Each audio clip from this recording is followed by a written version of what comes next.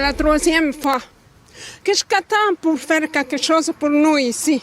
Il faut arranger les goûts dans la rue. J'avais 3 pompes qui marchaient ici. Tu peux rien faire. L'eau, une fois ça rentre. Je vois rien qui se passe. Je pense que ça fait 40 ans que je paye 5-6 000 $ de taxes par année. Je pense qu'il pourrait mettre un peu d'argent, un peu d'effort dans la rue.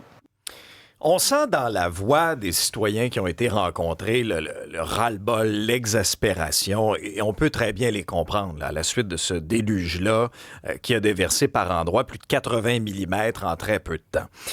La Ville de Montréal a fait le point hier, avance certaines pistes de solutions. On comprend que c'est une problématique qui est complexe et que la solution n'est peut-être pas uniquement au niveau de la Ville, mais qu'on peut chacun faire peut-être notre part. Maja Vodanovic est élue responsable de la concertation avec les arrondissements, responsable de l'eau, mairesse de l'arrondissement La Chine également. Bonjour, Madame Vodanovic. Merci d'être avec nous. Bonjour, Monsieur Dubé. Bon, est-ce que c'est rendu la nouvelle norme, là, la nouvelle réalité, ces espèces d'épisodes extrêmes de météo et les gens qui vivent un vrai calvaire année après année, là? Malheureusement, oui. Ouais. On avait des pluies sur 1000 ans, 1 sur 100 ans, des records à chaque année qu'on est en train de battre.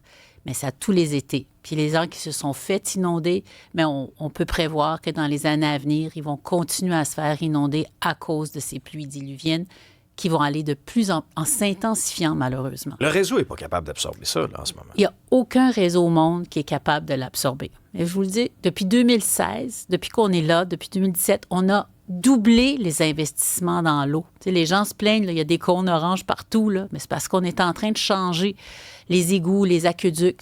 Il y en a beaucoup qui sont très, très vieux. Il y a des conduites de 1800 quelques qui a pété il n'y a pas si longtemps que ça. C'était sur Notre-Dame. Oui. 1800 quelques. Oui.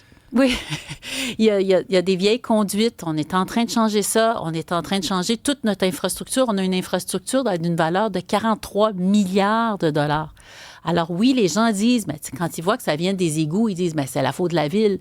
Mais c'est qu'on a enfoui des rivières. T'sais, avant, il y avait des ruisseaux sur la rue, là. Puis quand il pleut beaucoup, mais le système n'est pas capable de l'absorber, puis ça sort dans les points bas. C'est pour ça que pas tout le monde est inondé. C'est juste ceux qui sont dans un point bas qui sont inondés. Les fameuses zones cuvettes, là, à Montréal, il y en a combien à Montréal? Il y en a beaucoup. C'est souvent les mêmes quartiers qui reviennent, là. Il y en a énormément de zones cuvettes. On a une carte qui est accessible, là, qu'on va rendre encore davantage, un peu plus facilement accessible, là. Vous verrez, là, il y a comme plein de petites taches bleues là, à travers l'île. Mais les gens qui sont au-dessus du niveau de la rue, qui ont quelques marches pour se rendre, eux, ils n'ont pas de problème. C'est les gens qui ont des appartements en sous-sol, c'est eux qui copent énormément en ce moment. D'ailleurs, à certains endroits, c'est même plus permis, là. Oui, parce qu'on change notre réglementation. Qu'est-ce que vous répondez aux citoyens qu'on a entendus, là, qui sont découragés, qui sont exaspérés, qui sont écœurés? Ça, là, la chose, puis j'ai vu que beaucoup de gens ont déjà commencé à le faire. Quand votre assurance là, vous donne le premier montant, parce que souvent, ils arrêtent d'assurer. Quand tu donnes le premier montant, ne faites pas à l'identique. Mettez plus du gyprock dans votre sous-sol jusqu'en bas du mur. Mettez pas du plancher flottant. Il faut mettre de la céramique. Il faut même monter la céramique sur le bord des murs.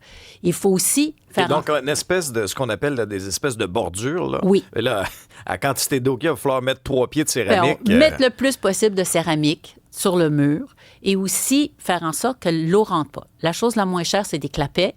Après ça, on peut mettre des margelles, comme des choses devant les fenêtres pour pas que l'eau rentre par la fenêtre. J'entendais des gens dire on avait déjà tout ça, puis ça rentre pareil. Mais je suis allée hier dans des maisons, puis ils ont des toits plats avec un drain de toit connecté à l'égout. Alors ça veut dire que toute la pluie qui tombe sur leur toiture, puis des fois, c'est des grands bâtiments, bien, vont dans l'égout. Alors ça, il faut le décrocher, puis le mettre à l'extérieur, puis faire comme un petit bassin de rétention à l'extérieur dans leur jardin. Ça, par exemple, ça coûte cher. Ça peut coûter 30 000 $. Si quelqu'un doit mettre une porte de garage étanche, remblayer son entrée de garage, ça peut aller jusqu'à 100 000 $ de travaux. Mais les gens vous disent, on en paye déjà des taxes, on paye déjà des milliers de dollars à Montréal. On l'a fait, notre part. C'est à vous de faire l'autre part. C'est pour ça qu'on a adapté le programme Rénoplex, qui était juste pour des rénovations de triplex. Là. On l'a adopté pour payer jusqu'à 50 % de ces travaux-là. Puis là, le gouvernement du Québec, malheureusement, a enlever de l'argent de ce programme. On aurait besoin que le gouvernement fédéral et le gouvernement provincial nous donnent plus d'argent pour aider les gens à protéger leur maison parce que c'est possible de le faire. Puis c'est ça qui marche, comment dire, c'est ce qui marche le mieux. Et c'est ce qui est le plus rapide. Parce que même si on venait changer les égouts dans la rue, à Saint-Léonard, ça va prendre 20 ans jusqu'à temps qu'on le fasse. J'entendais l'opposition vous dire, là, slacker ces pistes cyclables, là, puis régler d'autres problèmes des parcs éponges, sans rentrer dans la facilité non plus, là, mais expliquez-nous, des parcs éponges, il y en a combien? Ça sert à quoi? Est-ce qu'il y a moyen d'en rajouter un peu plus également? Là? OK. On en a 11 en ce moment, Ouais. puis là, on est en train d'en faire 19 autres. On en a fait on peut absorber 3,4 millions de litres en ce moment. Ça fait une grosse différence. Oui, ça fait une grosse différence. Ça absorbe toute l'eau de pluie qui, normalement, irait dans les égouts pour faire déborder. Alors là, on en fait un à 5 millions de litres. Puis là, bientôt, là, on va pouvoir, dans notre nouvelle stratégie montréalaise de l'eau, bien là, on s'en va avec 10 millions de litres par année. Alors là, on va tripler la cadence, puis sur 10 ans, 150 millions d'investissements. Alors ça va être, on va être capable de doubler ce qu'on fait normalement dans nos bassins de rétention. Puis ça va beaucoup plus vite, ça coûte moins cher, mais ça prend quand même du temps. Alors on ne peut pas tout faire, parce que plein de gens partout à Montréal sont inondés, nos autoroutes sont inondées. Tu sais.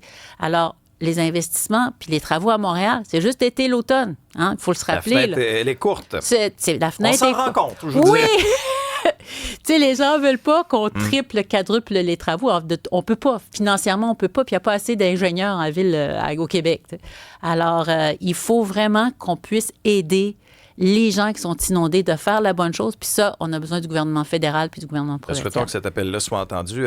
Maya Vodanovic, élue responsable de l'eau à la ville. Vous êtes mairesse aussi de l'arrondissement de la Chine. Merci pour votre présence aujourd'hui. Merci à vous, M. Dubé.